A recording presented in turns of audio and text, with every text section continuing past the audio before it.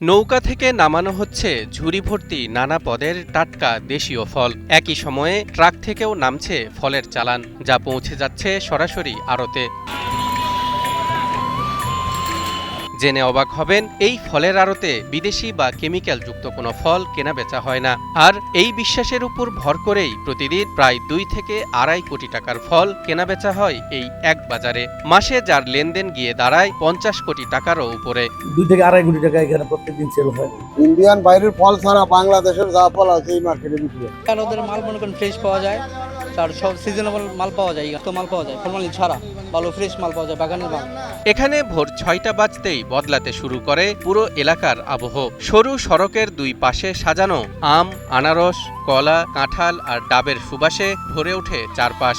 সময় যত গড়ায় কয়েক হাজার মানুষের হাঁকডাকে সরগরম হয়ে ওঠে চারপাশ।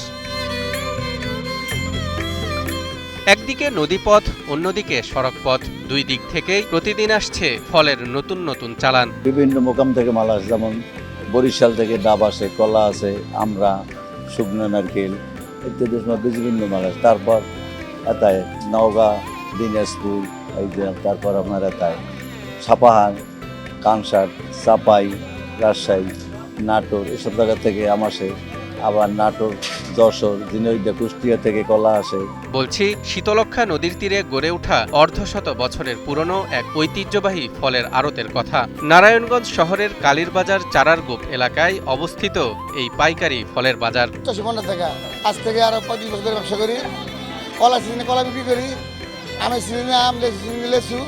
সেই কালীবাজারের সামনে বেশি, আমার দোকান সামনে এই চারারগোপতে ব্যবসা করি। BIWTA অনুমোদিত প্রায় 60টি আড়তের পাশাপাশি এর আশেপাশে গড়ে উঠেছে আরও অনেক ফলের দোকান। স্থানীয় চাহিদা মিটিয়ে এই বাজারের ফল এখন ছড়িয়ে পড়ছে দেশের নানা প্রান্তে। আম, কাঁঠাল, লিচু, আনারস, পেয়ারা, তরমুজ, মানে বিভিন্ন ফল। এখানে ব্যবসা বাণিজ্য ভালো বেচা কিনা হইতেছে। বিভিন্ন জেলা থেকে কাস্টমার আইসা সকালবেলা এখানে মাল নিয়ে যায় কেনা বেচা কইরা। শুধু নারায়ণগঞ্জের স্থানীয় ব্যবসায়ীরাই নয়, প্রতিদিন এখানে ফল কিনতে ছুটে আসেন নরসিংদী, মুন্সিগঞ্জ, কুমিল্লা, এমনকি রাজধানী ঢাকার হাজারো পাইকার। মুন্সিগঞ্জ জেলার ওরা আছে, এদিকে নরসিংদীর ওরা আছে, এই তো 5 আসনের পাশাপাশি সব জায়গার পাইকার আয়, মুন্সিগঞ্জ থেকে পাইকার আয়, তারপর যাত্রাবাড়ি থেকে পাইকার আয়, বিভিন্ন জায়গা থেকে পাইকার আয়। দাঁতকান্দি তরমুজের সময় দাঁতকান্দি, কুমিল্লা থেকে লোকাইয়া তরমুজ কিনে নিয়ে যায়। AKS অর্জন করলো গিনেস ওয়ার্ল্ড রেকর্ডস। AKS ব্যবসায়ীরা জানান, ফরমালিন বা কেমিক্যালের বিষাক্ততা নেই। এই সুখ্যাতি ক্রেতাদের বারবার টেনে আনে এই আড়তে। এখান থেকে আমরা প্রায় এই যে বললাম 17-18 বছর ব্যবসা করি, সব ফ্রেশ মাল নেই এইসব আড়ত থেকে। এরা মালগুলো মনে করেন একদম ফ্রেশ, কেমিক্যাল ছাড়া। এই যে মালগুলো একদম কেমিক্যাল ছাড়া মাল কিনে, এগুলো ফ্রেশ মাল। দূর দূরান্ত থেকে আসা ব্যাপারী ও পাইকারদের সুরক্ষায় কাজ করে যাচ্ছে স্থানীয় মালিক সমিতি। ব্যাপারীদের থাকা খাওয়া থেকে শুরু করে নিরাপত্তার বিষয়টিও দেখভাল করা হয় জোরদারভাবে। একবারে প্রত্যন্ত অঞ্চল থেকে যারা এখানে আসেন তাদের থাকা খাওয়ার সুব্যবস্থা আমরা করে থাকি। আড়তদার মালিক সমিতির পক্ষ থেকে আমরা সার্বক্ষণিক মনিটরিং করি।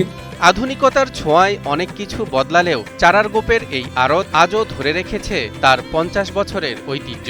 শীতলক্ষ্যা নদীর কলতান আর টাটকা ফলের সুবাসে মুখরিত এই বাজার প্রতিদিন হাজারো মানুষের জীবিকার চাকা সচল রেখে সমৃদ্ধ করে চলেছে দেশের অর্থনীতির চাকা।